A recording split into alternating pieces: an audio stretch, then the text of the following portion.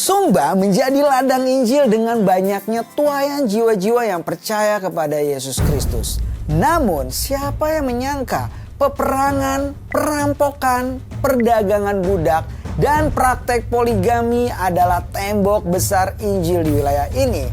Lalu bagaimana Injil mampu menembus tantangan ini? Inilah dia jejak misi di Tanah Sumba.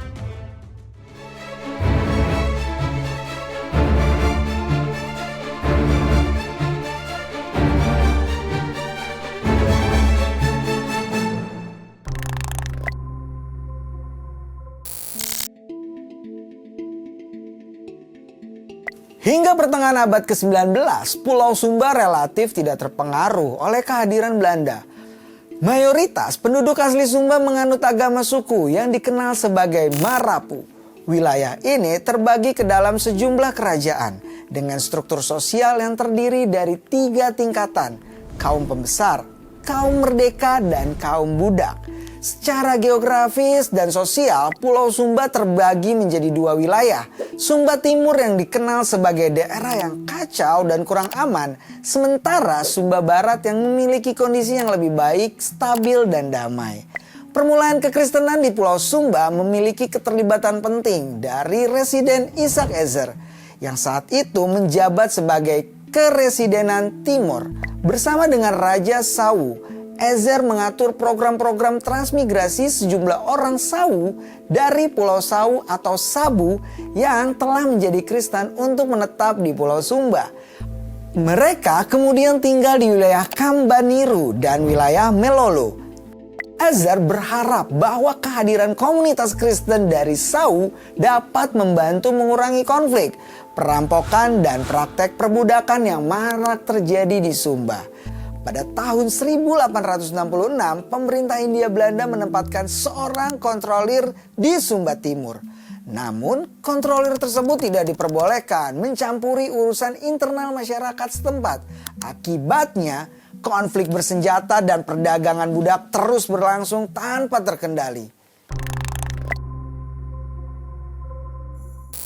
Selain mendorong transmigrasi komunitas Kristen dari Pulau Sawu ke Sumba, Residen Ishak Ezer juga berperan penting dalam mendesak lembaga Zendling Belanda untuk memulai pekabaran Injil di Sumba.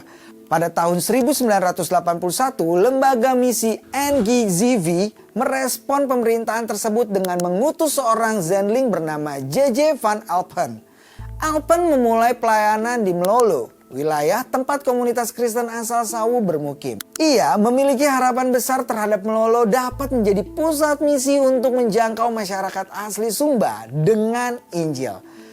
Namun, realitas di lapangan tidak sesuai dengan ekspektasi. Kondisi spiritualitas komunitas Kristen Sawu di Melolo cukup memprihatinkan, sehingga mereka belum mampu menjadi saksi Injil yang efektif.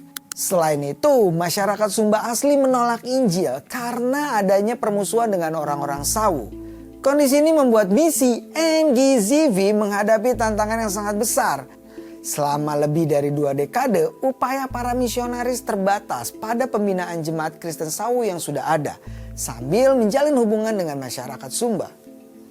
Pendekatan ini dilakukan dengan tujuan untuk mempelajari bahasa, budaya, dan adat istiadat setempat sebagai langkah awal untuk memperkenalkan Injil kepada mereka. Pada tahun 1902, dalam rangka restrukturisasi organisasi perkabaran Injil Gereformer, wilayah Sumba menjadi salah satu fokus jemaat Kristen di wilayah Belanda Utara, dengan dukungan daya dan dana yang lebih memadai dibandingkan sebelumnya. Misi penginjilan di wilayah Sumba memperoleh pijakan yang lebih kuat. Keadaan umum di Sumba saat itu mulai kondusif setelah kekuasaan para raja dipatahkan oleh tindakan pemerintahan Hindia Belanda antara tahun 1906 hingga 1912.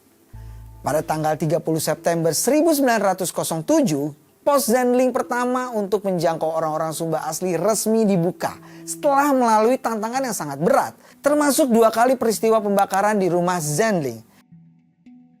Di wilayah Sumba Barat, misi penginjilan berjalan dengan lancar pada tahap awal, dengan pendidikan menjadi cabang pelayanan yang paling penting. Hal ini sejalan dengan kebijakan pemerintah yang menyerahkan bidang pendidikan kepada lembaga Zendling. Sekolah tidak hanya dipandang sebagai sarana pendidikan, tetapi juga sebagai pendukung utama misi pekabaran Injil. Para guru yang didatangkan dari Ambon, Rote, dan Sawu tidak hanya mengajar di sekolah, tetapi juga dilatih untuk pemberitaan Injil kepada masyarakat Sumba di luar kegiatan formal. Namun, perlawanan dari masyarakat Sumba terhadap misi pekabaran Injil masih kerap terjadi. Berkali-kali rumah pendeta, pos pelayanan, dan gedung sekolah menjadi sasaran pembakaran oleh pihak-pihak yang menolak kehadiran Zending.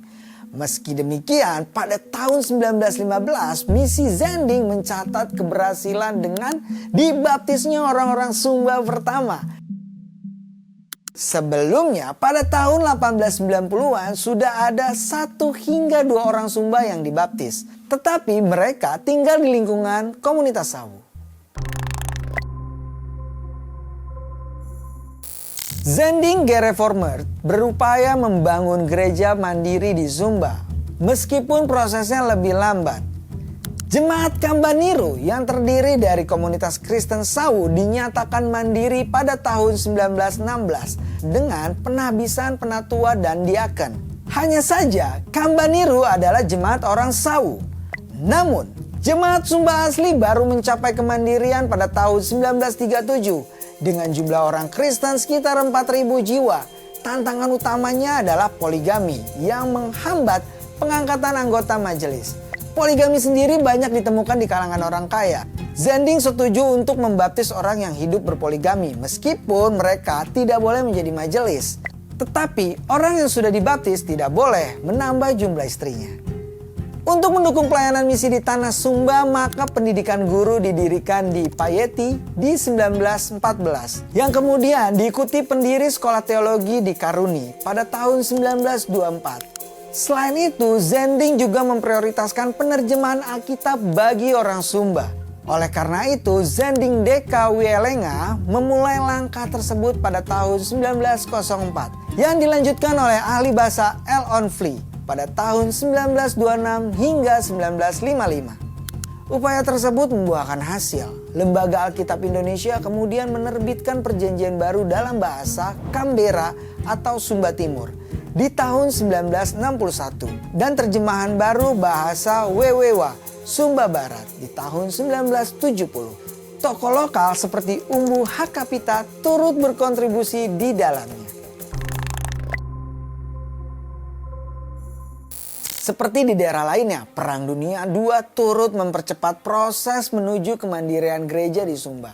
Menjelang kedatangan Jepang, 2 orang guru Injil Sumba ditahbiskan menjadi pendeta pada Maret 1942. Salah satu dari mereka H. M. Baich yang kemudian gugur oleh tentara Jepang pada tahun 1945. Meskipun menghadapi berbagai kesulitan, kehidupan jemaat tetap berjalan yang dipimpin oleh para guru Injil dan pendeta Sumba. Perkembangan kemandirian gereja di Sumba juga didorong oleh persiapan konferensi gereja-gereja Indonesia Timur di Malino.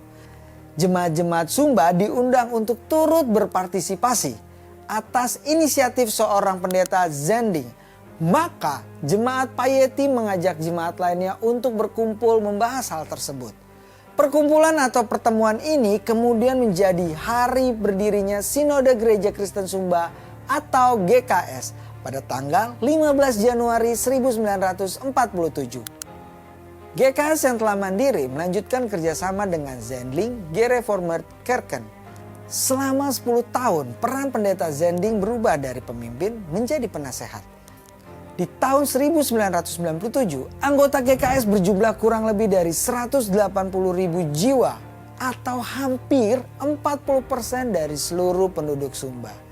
Dan data dari website PGI mencatat bahwa saat ini GKS memiliki 712 gereja dengan 386.000 jemaat yang dilayani oleh 164 pendeta. Meskipun tantangan besar dari perang, poligami, dan penolakan terhadap Injil pernah menghalangi perkembangan kekristenan di Sumba, namun kerja keras para misionaris dan masyarakat setempat dalam menjalankan pelayanan dan pendidikan serta penanaman gereja yang mandiri akhirnya berhasil mengubah Sumba menjadi ladang Injil yang subur. Kini Gereja Kristen Sumba GKS terus berkembang dengan jemaat yang semakin bertumbuh dan mandiri dalam menjalankan iman kekristenannya. Demikian jejak misi di episode kali ini. Terus dukung channel ini dengan subscribe dan share video ini ke kerabat Anda. Sampai jumpa, Tuhan Yesus memberkati.